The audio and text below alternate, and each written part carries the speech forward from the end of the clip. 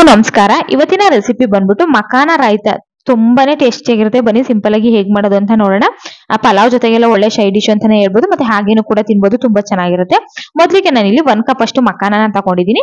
ಅದನ್ನ ಇವಾಗ ಸ್ಟವ್ ಮೇಲೆ ಒಂದು ಪ್ಯಾನ್ ಇಟ್ಕೊಂಡು ಅದಕ್ಕೆ ಪ್ಯಾನ್ಗೆ ಇವಾಗ ಮಖಾನನ ಹಾಕೊಂಡು ಏನಿಲ್ಲ ಅಂದ್ರೆ ಒಂದ್ 2 ರಿಂದ 3 ನಿಮಿಷ ಸ್ವಲ್ಪ ಕ್ರಿಸ್ಪಿನೆಸ್ ಬರೋ ತನಕ ಚೆನ್ನಾಗಿ ಫ್ರೈ ಮಾಡ್ಕೋಬೇಕಾಗುತ್ತೆ. ಸ್ವಲ್ಪ ಕೆಂಪಾಗಬೇಕು.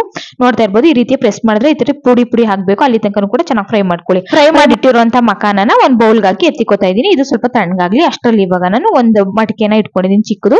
ಇವಾಗ ಟೀ ಕಾಫಿ ಸೋರಿಸ್ತೀವಲ್ಲ ಆ ಜಾಲರಿನ ಇಟ್ಕೊಂಡು ಇವಾಗ ಇದಕ್ಕೆ ಒಂದ್ 2 ಕಪ್ ಅಷ್ಟು ಗಟ್ಟಿ ಮೊಸರನ್ನ ಹಾಕೋತಾ ಇದೀನಿ. ಒಂದ್ ಸ್ಪೂನ್ ಇಂದ ನೀಟಾಗಿ ಈ ರೀತಿ ಸ್ಮ್ಯಾಶ್ ಮಾಡ್ಕೋಬೇಕಾಗುತ್ತೆ. ಈ ರೀತಿ ಮಾಡೋದ್ರಿಂದ ನಮ್ಗೆ ಮೊಸರು ಏನಿದೆ ಅದು ತುಂಬಾ ಕ್ರೀಮ್ ರೀತಿ ಬರುತ್ತೆ ಅಂತಾನೆ ಹೇಳ್ಬೋದು.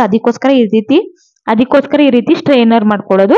ನೋಡಿ, ಈ ರೀತಿಯಾಗಿ ಚೆನ್ನಾಗಿ ಮಿಕ್ಸ್ ಮಾಡ್ತಾ ಇದ್ರೆ ನೋಡಿ ಕ್ರೀಮ್ ರೀತಿ ನಮ್ಗೆ ಮೊಸರು ಕೆಳಗಡೆ ಬರ್ತಾ ಇದೆ. ನೋಡಿ ಯಾವ ರೀತಿಯಾಗಿ ಗಟ್ಟಿಯಾಗಿದೆ. ಗಟ್ಟಿ ಮೊಸರನ್ನೇ ತಗೋಬೇಕಾಗುತ್ತೆ, ನೀರ್ ಹಾಕ್ಲಿಕ್ಕೆ ಹೋಗ್ಬೇಡಿ. ನೋಡಿ ಇಷ್ಟು ಚೆನ್ನಾಗಿದೆ. ಒಳ್ಳೆ ಇಡ್ಲಿ ಬ್ಯಾಟರ್ ರೀತಿ ರೆಡಿ ಆಗಿದೆ ನಮ್ಗೆ ಮೊಸರು.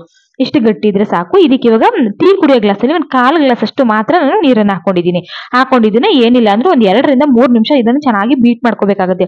ಅಂದ್ರೆ ಮಜ್ಜಿಗೆ ಕಡಿತೀವಲ್ಲ ನೋಡಿ ಆ ರೀತಿಯಾಗಿ ಚೆನ್ನಾಗಿ ಕಡ್ಕೊಳ್ಳಿ. ಆದ್ರೆ ಸಾಕು. ಇದಕ್ಕೆ ಇವಾಗ ಮಸಾಲೆಗಳನ್ನ ಆಡ್ ಮಾಡ್ತಾ ಹೋಗೋಣ. 1 ಸ್ಪೂನ್ ಅಷ್ಟು ಜೀರಿಗೆ, 1 ಸ್ಪೂನ್ ಅಷ್ಟು ಪೆಪ್ಪರ್ ಪೌಡರ್, ಮತ್ತೆ 1 ಟೇಬಲ್ ಸ್ಪೂನ್ ಅಷ್ಟು ಚಾಟ್ ಮಸಾಲ, 1/4 ಸ್ಪೂನ್ ಅಷ್ಟು ಉಪ್ಪು, ಮತ್ತೆ 2 ಟೇಬಲ್ ಸ್ಪೂನ್ ಅಷ್ಟು ಸಕ್ಕರೆನ ಹಾಕೋತಾ ಇದ್ದೀನಿ. ಸಕ್ಕರೆನ ಹಾಕೋದ್ರಿಂದ ಉಪ್ಪು ಖಾರ ಎಲ್ಲ ಚೆನ್ನಾಗಿ ಬ್ಯಾಲೆನ್ಸ್ ಮಾಡುತ್ತೆ ಅಂತ ಹೇಳಿ. ಮತ್ತೆ ಇದಕ್ಕೆ ರಾ ಮ್ಯಾಂಗೋ ಅಂದ್ರೆ ಮಾವಿನಕಾಯಿನ ಚಿಕ್ಕ ಕಟ್ ಮಾಡಿ ಹಾಕೋತಾ ಇದೀನಿ. ಸಿಪ್ಪೆನ ತೆಗೆದ್ಬಿಟ್ಟು ಕಟ್ ಮಾಡಿ ಹಾಕೊಳ್ಳಿ. ಮತ್ತೆ ಇದಕ್ಕೆ 1/2 ಕಪ್ ಅಷ್ಟು ನಾನು ದಾಳಿಂಬೆನ ಹಾಕೋತಾ ಇದ್ದೀನಿ.